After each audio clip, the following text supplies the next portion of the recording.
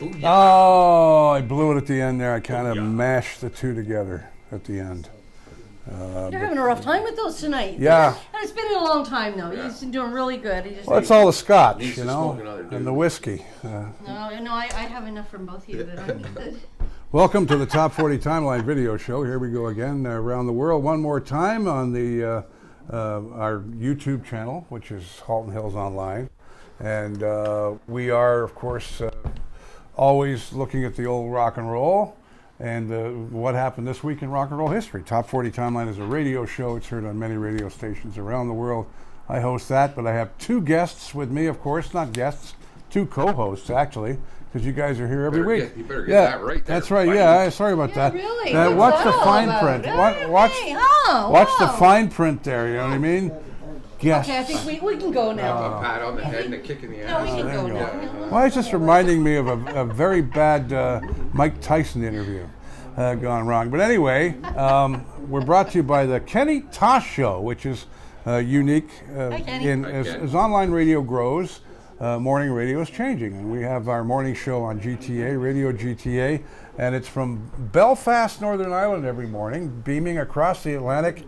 And he says hello to us, of course, and we're on with Heritage Radio, which is a big station in the UK. Now, maybe you should let us know what time here that he's on, not just 7 o'clock in the morning until 9, Monday through Friday, just as a morning show. I come on after that, and then you have Magic Matt Craig from New York City, and we have a Radio GTA is we talk a lot about Canadian tourism. We talk it's kind of like the Radio Caroline of Canada.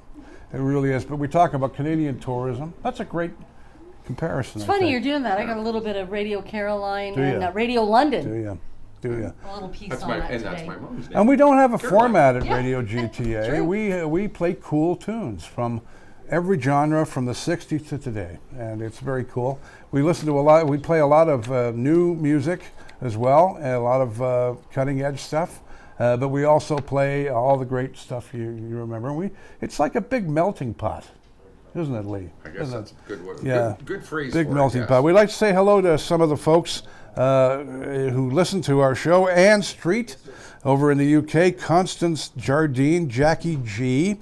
Hello, Gerard Redden, Gil Bennett, Lavina Lebja, who's just a delight, and Manson Goldsmith, who lives in Sunderland in England. Hey.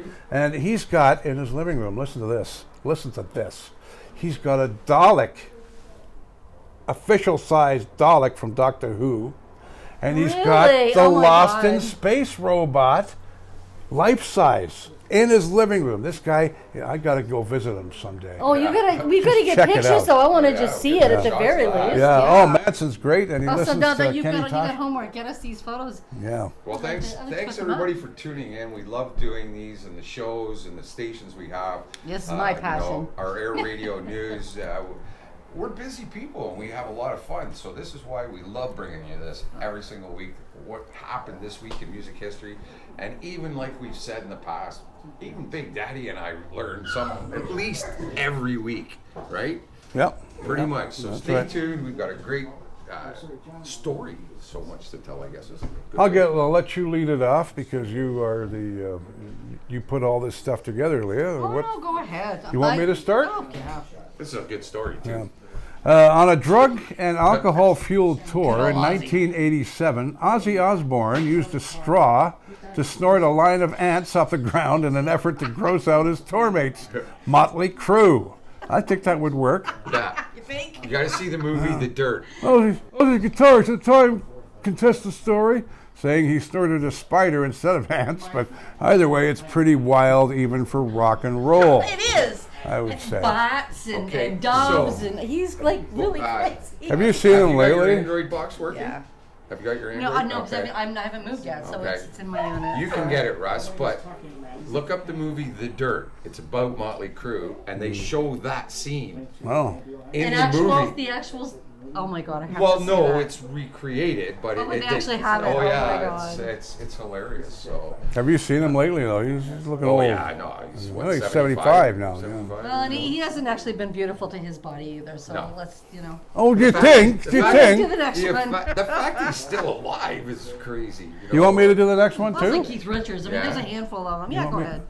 The female models who posed for the 1967 Jimi Hendrix Electric Ladyland album on the sleeve were each paid £5 for the photo shoot and another £5 if they posed completely naked. Can you believe it? 5 pounds. Yeah. Wow. I'd hold out for 10. At least. myself. Well, at least 6 or 7. I mean, Well, come on. it kills me though. It reminds me of that story though about the kid that was the baby on the Nirvana album. Yeah, and yeah, he yeah. tried to come back and sue. Like, Oh, yeah, give at me a least they break. didn't try and do that, right? Give me a Like, break. it's- And there's this little I winkle did. hanging I there. actually had and one it's of like, those stories a long time ago. I had Yeah. that up. that was a bizarre That story. was stupid. Yes, absolutely. Well, it is what it is. The baby is a baby. Pearls Before Swine released an album in 1967 called One Nation Underground. The LP included a song called Miss Morse, which would be banned in New York when it was discovered that lead singer Tom Rapp was singing F-U-C-K in Morse code. The code was interpreted by the local Boy Scouts, Oh, if you great. can imagine, Yeah. who phoned in a complaint after disc jockey Murray the K played the record on the air. Wow. That's the key, was the Boy Scouts. Yeah. Oh yeah. That's what did it. That's unreal. That's and we all know what happened with the Boy Scouts. Yeah. So I take the next one. Yeah. Oh, okay. 1956, the so-called $1 Million Quartet impromptu jam session took place at Sun Studios in Memphis with Elvis Presley, Jerry Lee Lewis, Johnny Cash, and Carl Perkins. All right. Be in there for that. Oh, That would just be. can't even imagine. This week, 1965, the Byrds turn to everything. There's a season, as some people know it as. Written by Peter Seeger with lyrics lifted from a passage in the Bible book of Ecclesiastes. No. Ecclesiastes. Ecclesiastes. Yes. Yeah, there you go. It's #1 in America. I'm not a Bible reader, so. Well, I'm not either. Yeah. All right, 1971, the Montreux Casino in Switzerland burnt to the ground during a gig by Frank Zappa. Most of us know that story. Yeah. The incident is immortalized in Deep Purple's Smoke on the Water. In 1967, the casino became the venue for the Montreux Jazz Festival, which was huge, which was the brainchild of music promoter Claude Nobbs. On the night of the blaze, Nobbs saved several young people.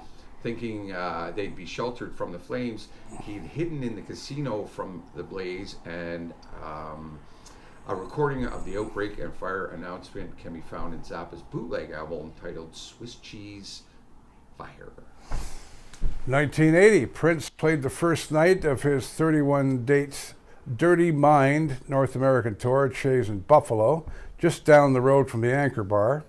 Of course, it serves great wings. Just ask Mike Devine about that. After being told by his managers he couldn't wear spandex pants without any underwear.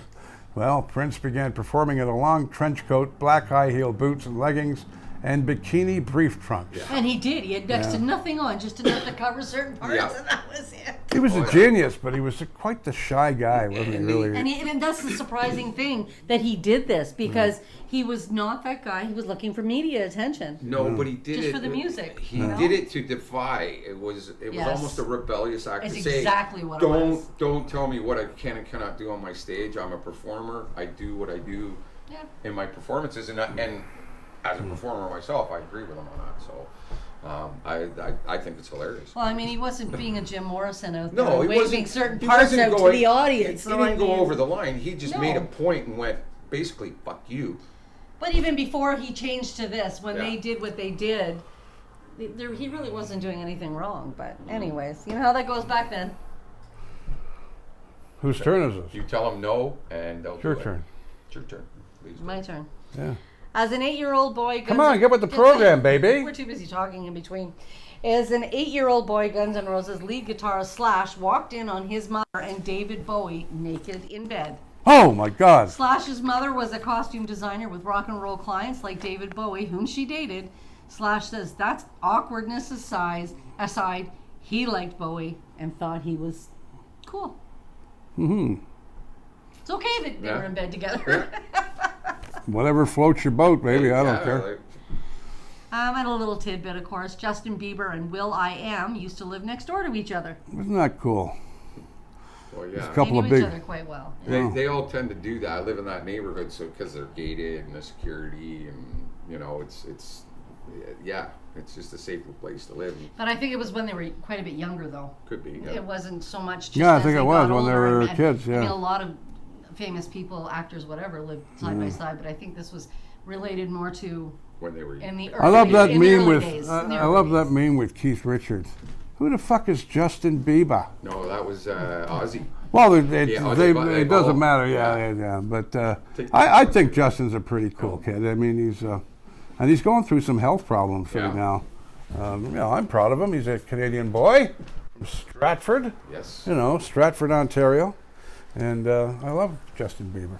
All right. So Elton John started his career in 1964 as a weekend pub pianist at the Northwoods Hotel for £1 a night. I know, Oh right? my God! Looking at what we spend now, and every time I see these, even though it's like 40 years ago, give or take, 50 years, whatever, 50 it's plus years ago, still. I mean, it's like yeah. this. Oh yeah, the gap is huge. Like £1 a night. Absolutely huge. Wow. All right, back in 1960, Paul McCartney and Pete Best were arrested for pinning a condom to a brick wall and then igniting it. The two were told to leave Germany, and the Beatles returned home discouraged. That is one bizarre one. Yes, I did not know that one. So Hamburg there's in my the first in one. the early '60s. Hamburg Yeah. was a tough place. It was a rough place. Apparently. Oh God, yeah. Yeah. Oh yeah. Yeah. 1966, the Monkees' Last Train to Clarksville hits #1 in America. This song is a subtle protest against the Vietnam War. Which And a lot I'll of people still- didn't know. I'll still mention the fact that Peter Tork, during my show, or that night Yeah. he dropped in Pizza? on my show, he bought me pizza. Yeah. Not any. I don't know too many people that can say that. Yes. There you go. Yeah, no, I don't think I could say that. No. No. No. I have no. No. All right. Is it me it's now? It's up to you now. There's Cue a the bet. dummy. Here I am. 1973. Pete Townsend freaks out when the backing tapes for the sound effects on 515 don't play properly during a Who concert at the Newcastle Odeon. Townsend takes out his rage by punching the road manager in charge of the tapes and tearing up the equipment. The show is stopped but resumes about 15 minutes later with a few bruised egos, I would imagine. Even to Townsend, Oh man. God, yeah. Between him Here's and another Keith, one. Now, here's one from my hometown. I was born in England. 1977, a record store manager in Nottingham, England, is arrested for displaying a poster promoting the Sex Pistols album, Never Mind the Bollocks, Here's the Sex Pistols. There you go. I had to do that in the Nottingham accent. That again, BBC British, censorship kind of thing that we've There you always go. talked about, right? So, Well, I mean, bollocks in England are testicles. Yeah. And, Yes. and a lot of people don't understand that. yeah. You don't have the bullocks. Yes. 2012, the building at 1325 Commonwealth Avenue in Baston, where the 5 members of Aerosmith shared an apartment in the 70s, is declared a historic landmark. To celebrate the band, they play a free concert outside the building to thousands of fans. That would have been awesome. Yeah. And, Imagine that, eh? Just walking up and Did you ever see their original tour truck, the tour van? Yeah, Oh, I it's know. awesome. Wasn't And that cool? they've redone Yeah. it. yeah. The original. Yeah. They found it and they redid it. Yeah, Yeah. that was cool. That was an It is. interesting It was episode. amazing. The antique pickers or the ahead. American pickers or something. Your Here turn. we go. Here we go with Keith. The Rolling Stones' Keith Richards woke one morning to see his cassette recorder had been left on and the tape ran to the other end. When he rewound the tape, he discovered, though he had no memory of it whatsoever, that he'd gotten up in the middle of the night and recorded the riff to Satisfaction. Well, Can you you see, imagine? if he Can had you to check imagine that, though? That's a jaw dropper. Yeah. You know, when you wake up and you Absolutely. check it and it's like, and there's a song that was one of their big hits. So Yeah. that was their biggest. Biggest. it is, yeah. biggest. 1988, Ronnie Wood opened Woody's on the Beach in Miami, a club featuring a house band headed by Bobby Keys, hosting performances by local acts, friends of Wood's, and occasionally Wood himself even. The club was popular, but was closed due to complaints from neighbors who found it too Oh loud. God, yeah, it'd be really loud, especially when What a shame, though. some of the guests. Could you imagine some of the guests he did have show up there that Oh, God, yeah. just Ronnie Wood's Bob, they go down. Next thing you know, they're grabbing a bass or whatever. But you know what? And here's what I see. It's not just the music playing. It's all the people getting loaded and high God, yeah. and outside and screaming Partying. and yelling and partying. And everybody just went, okay, I'm done. Yeah. It's bad enough with loud music, but yeah, the rest can go too. That's what I see. All right, this week in history, Sonny Bono first met Cher in a coffee shop next to an LA radio station. Using the name Caesar and Cleo, Sonny and Cher released The Letter, and then under their solo name, Bonnie Jo Mason, Cher issued Ringo, I Love You in 1964. At this time, Cher still couldn't handle the idea of being solo and dragged a reluctant Sonny back into the act. Most of her a pair, you know. And There's a lot of stuff popular not TV written show, about them. You know, like they Wild. were big. They were You know wild what? too. That was my Not very wild. first concert at about 10 years old because I idolized Cher as a little girl. Oh, yeah. And my mom took me to the O'Keefe Center, one of the Sonny and Cher O'Keefe Center. shows. Wow. And actually, I did catch Sonny threw off like a kerchief. Don't ask me where it is. No, Unfortunately, when I was little, it was like, this is cool, but I don't know what happened to it. But it was my very first concert. So yeah, it was Very cool. cool. 1877 with his new invention, the phonograph. Thomas Edison records Mary Had a Little Lamb. What was believed for over a century to be the first known recording of a human voice. In February 2008, an earlier recording of Eau Claire de la Lune came to light. And turns out that was one of the first ones as well.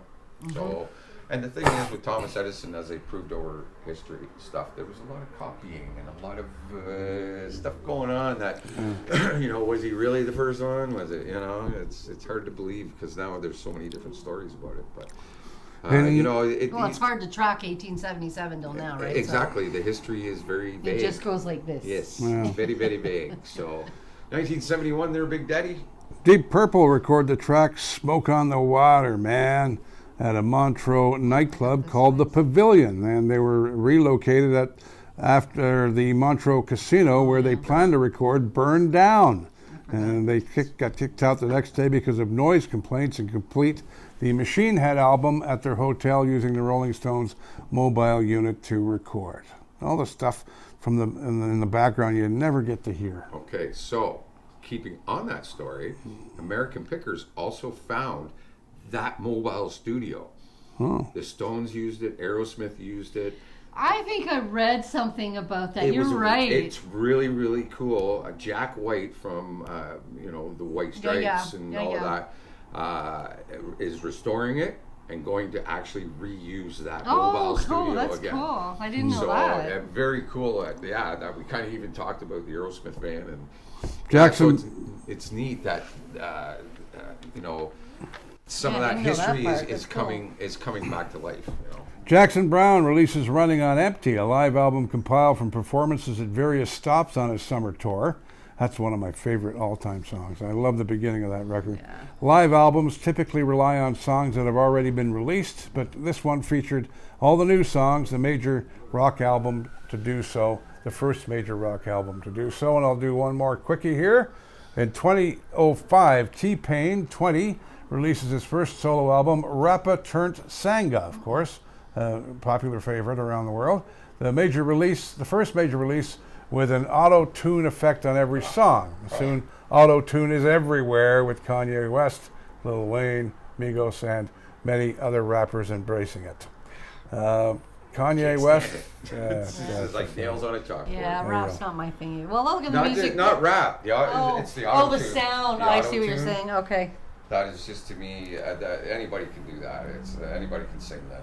It's so fake, so synthetic. Yeah. Yeah, but you know what? That's the time when it was coming out, and that era, unfortunately. But it's not my music, and that's probably why it grates on you because it's not really your music either, right?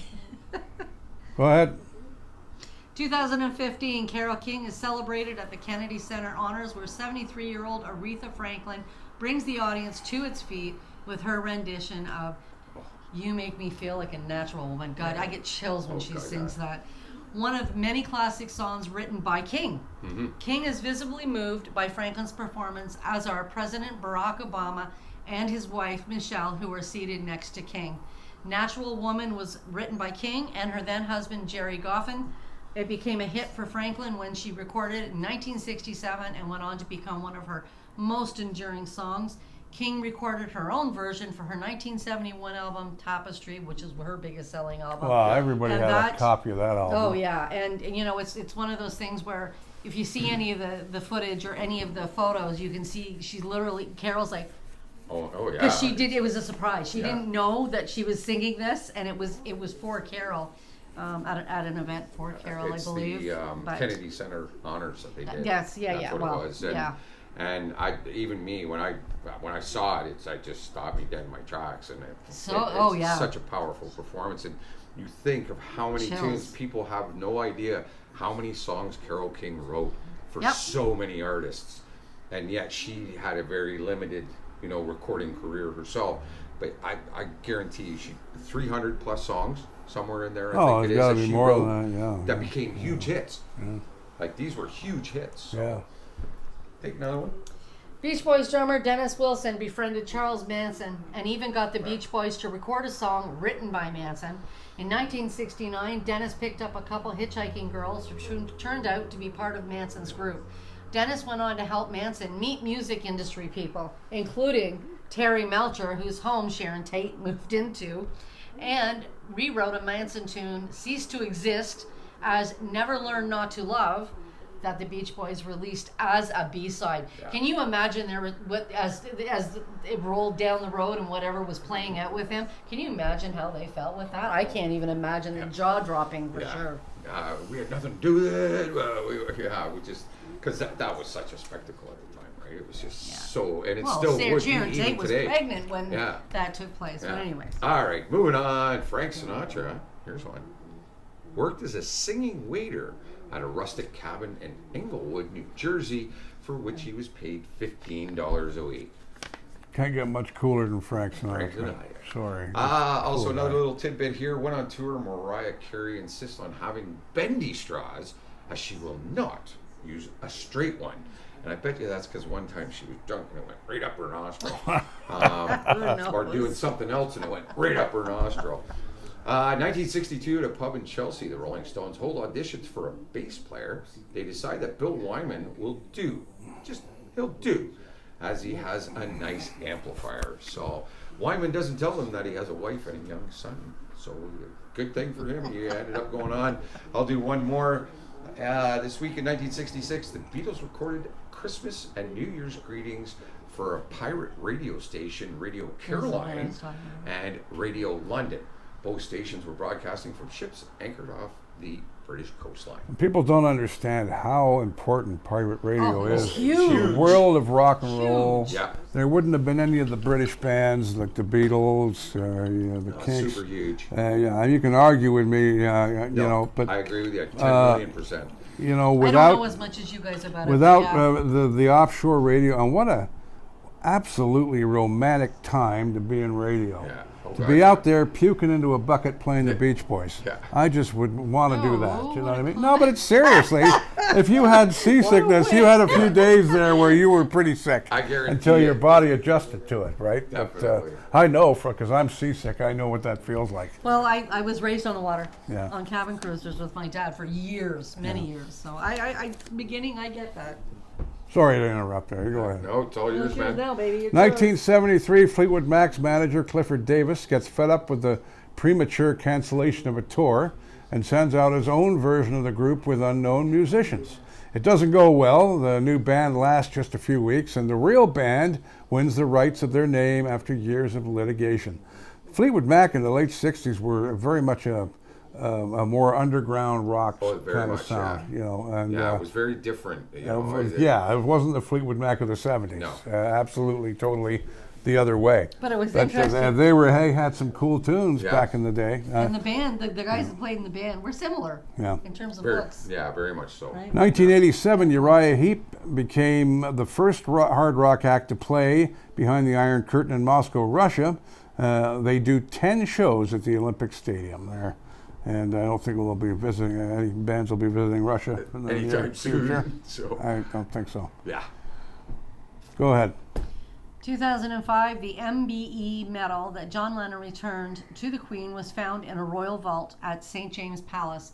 Lennon returned his medal in November 1969, which was pretty common knowledge, I think, for most, with a letter accompanying saying, "Your Majesty, I am returning my MBE as a protest against Britain's involvement in the Nigeria Biafra thing, against our support of America and Vietnam, or in Vietnam, and against cold turkey slipping down the charts."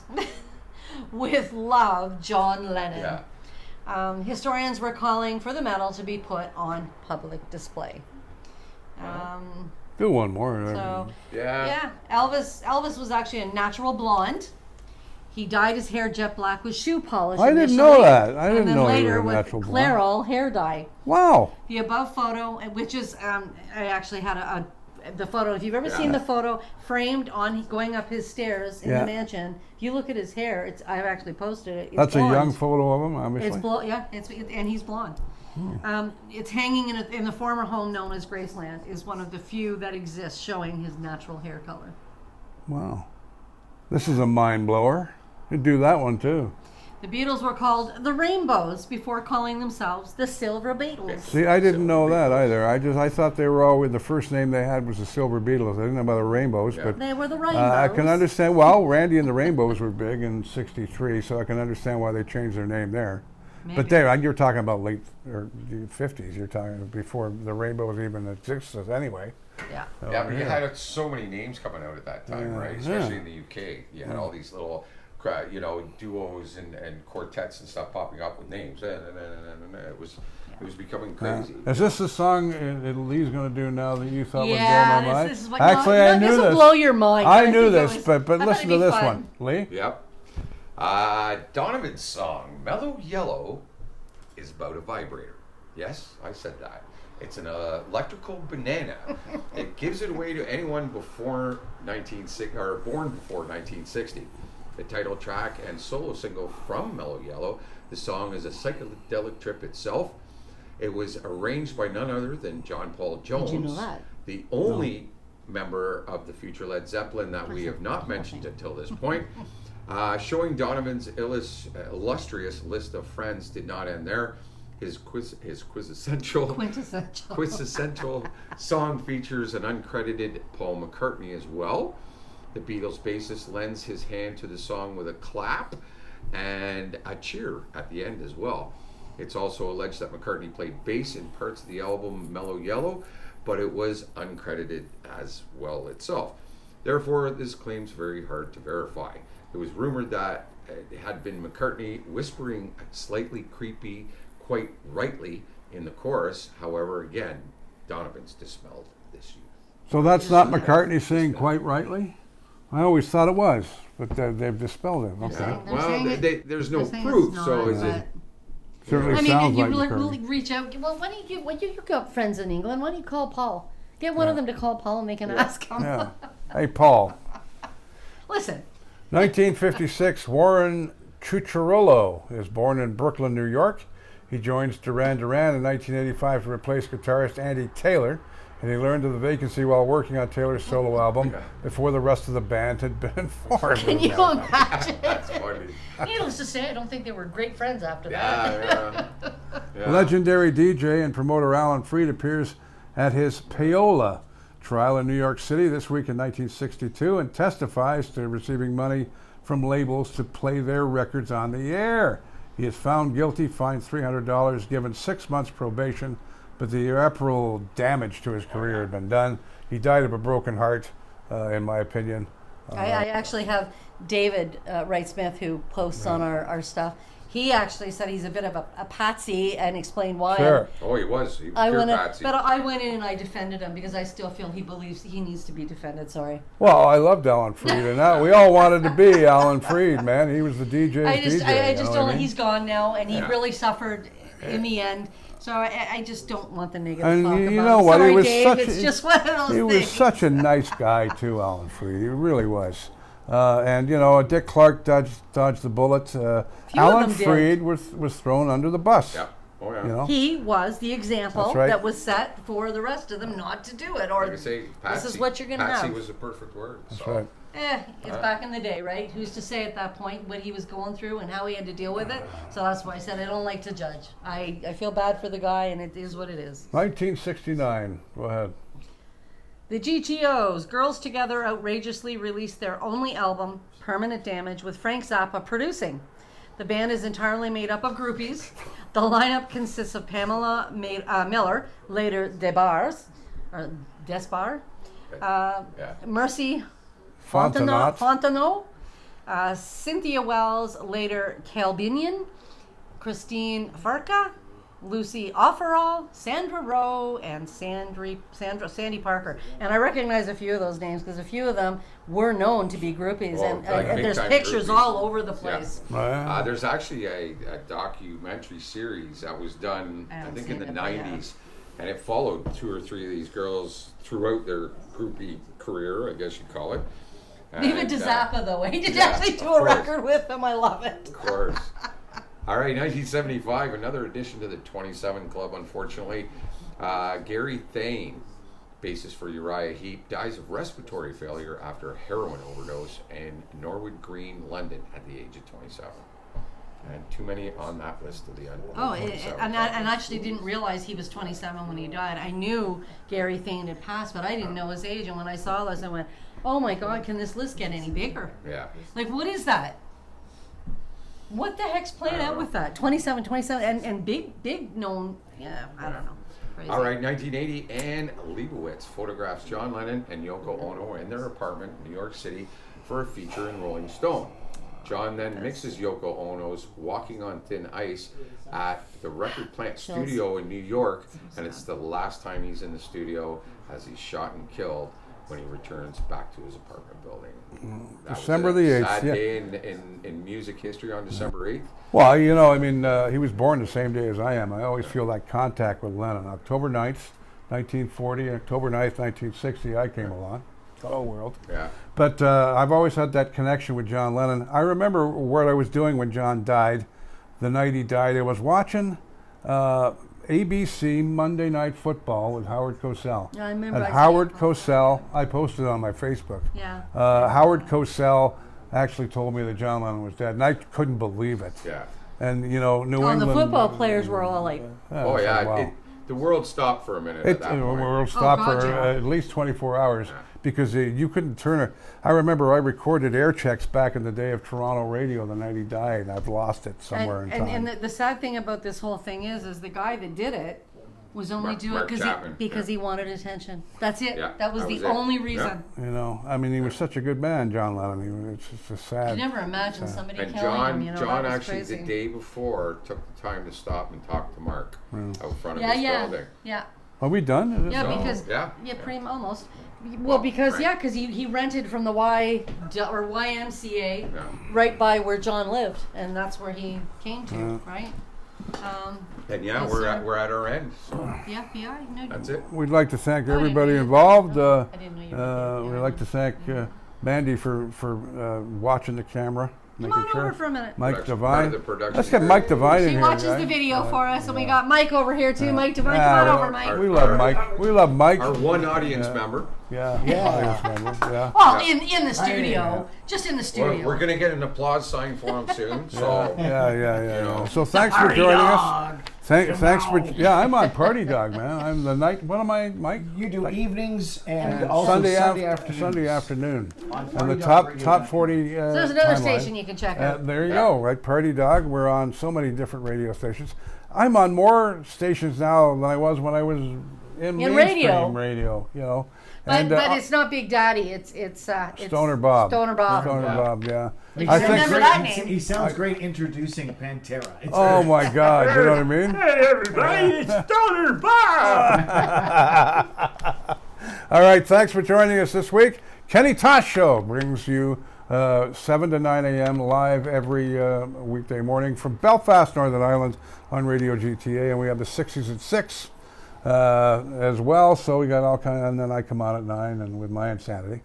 You guys know about my insanity, don't you? All right. Oh, I think we all know about anyways. So hello to Timmy, Tommy, and Terry, the 3 tree fellers from Timmins. Thanks for writing in on that postcard with the crayon It was nice to have you here. And we'll see you next time on the Top 40 Timeline. Now we're all going to assume, Merry Christmas, by the way. We're all going to assume the position. Well, maybe after we say uniting community Yeah, worldwide. That's right. And I have to do my tones too, don't I? But these are Mike Devine tones. We used to do it Folks this and way. hoes. This Folks used to and be the hoes. Mark Panopoulos way. And then Mike Devine, who's a very creative guy. Oh, thank you. You know, he came in and says, "Well, why don't you do this?" Yeah, and then when you're finished, you can do this, right? No, it was No, it usually- did it the other way. It doesn't matter. It was sounds like cool that. anyway. It Never was mind. that- Leave me alone. Stop touching me. Bye. Don't make me stop this car. We like to challenge. Little- Stoner Bob. Little sister. Stoner Bob.